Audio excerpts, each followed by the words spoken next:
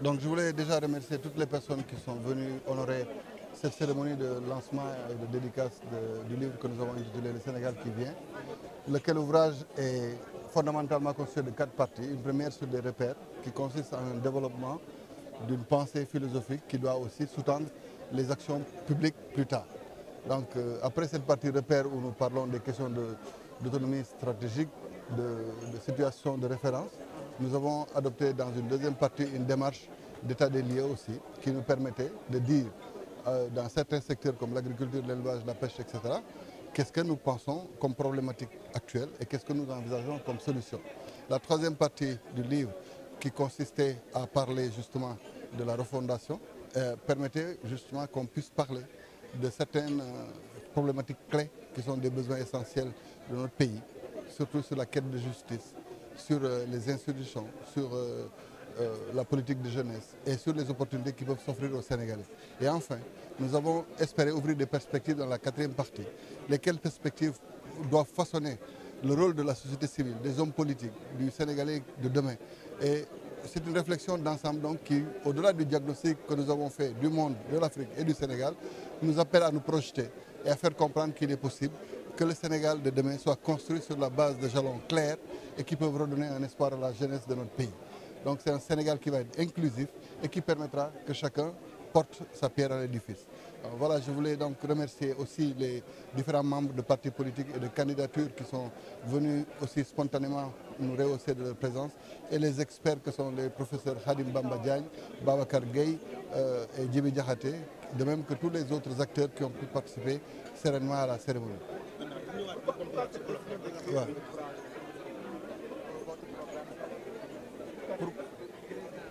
Je pense aussi que quand on aspire à diriger un pays, il faudrait qu'on connaisse la vision qui sous-tend les actions que nous voulons proposer aux Sénégalais plus tard. La plupart des hommes publics écrivent des livres à l'oreille d'une candidature à une élection présidentielle, sans pour autant entrer dans des considérations qui règlent en amont les conflits, notamment sur la problématique du temps dans l'action publique, sur les conflits qui peuvent naître de l'incompréhension entre les citoyens et l'action publique et sur beaucoup d'incompréhensions qui peuvent naître des actions publiques elles-mêmes. Et donc nous avions pensé à bon droit que quand on veut soumettre aux Sénégalais un projet nouveau, il nous faut à la face du monde montrer d'abord que nous avons une production qui permet de pouvoir sereinement poser les jalons d'une réflexion à même de porter les problématiques économiques, socio-économiques de notre pays, mais aussi qui permettent de faire croire qu'il est possible qu'on change notre pays. Et c'est ça qui a motivé justement ce livre, parce qu'en réalité, je ne comprends pas qu'on puisse vouloir présider au destinées d'un pays sans pour autant qu'on ait une vision englobante, plutôt que de s'arrêter à une liste de mesures. Il fallait, d'une façon globale, sortir une analyse scientifique de la situation de référence de notre pays et nous projeter pour l'avenir. C'est pourquoi nous avons jugé utile de pouvoir faire cet ouvrage. Donc di sant yàlla bu baax di sant ñëpp ñi nga xam ne tey ñëwoon nañ ci cérémonie bi ñu jagleeloon livre bi nga xam ne dañ ko bind tuddee ko Sénégal bii di ñëw te liñ ci doon séntu mooy waxtaan ak sunu ay mbokk Sénégal yi nekk ci réew mi ak bitim réew te nag li ko sabab mooy boo yaakaaree ne war ngaa jiite sa réew war ngaa mën teg ci place bi benn xam-xam bi nga xam ne yow yaa ko xalaatal sa bopp nga xalaat ni lii moo mën jëmale sunu réew kanam donc li ñuy def nag mooy waxtaanee sunu réew waxtaanee ko ci ni mu toll ci biir àdduna ci ban place la am ci àdduna waxtaanee ko ak li nga xam ne mooy sunu doole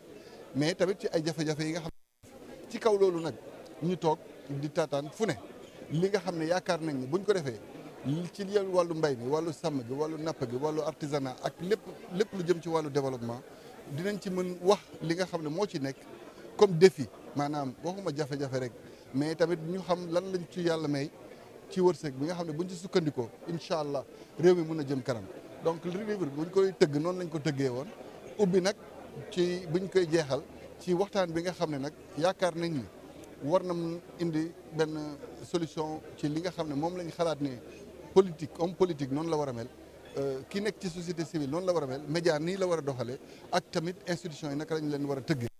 livre bi nekk benn waxtaan bu nga xam ne dafa am vision yu bëri yi nga xam ne boole na ko ci li nga xam ne ñun gëm nañ ni bu dee suñu réew dañ koy tëggaat juboo bi nga xam ne war nañu dafay jaar ci ñu xam suñu bopp gëm suñu bopp xam ki ñu doon sukkandiku ci nag xam tamit lu ñu suñu borom may jóge ci loolu nag ne fu ne lii de bu ñu ko defoon dinañu am ay jéego yu am solo yi nga xam ne lii tax ba tey suñu ay ndaw di génn réew mi di dem bitim réew ñoom ñu saafara ko bu soobee yàlla ba ku nekk mun toggaat ci réew mi liggéey fi toog fi tekki fi. parce que ndaw ñi ñooy réew mi ndaw ñi ñooy réew mi te ndaw ñi buñ leen ñàkkee ñàkk suñu réew bu ngeen ko seetloo ci gox yu bëri ci àdduna ñoom li ñuy woowee vieillissement de la population daf leen dal te loolu day indi ay gàllankoor ci seen koom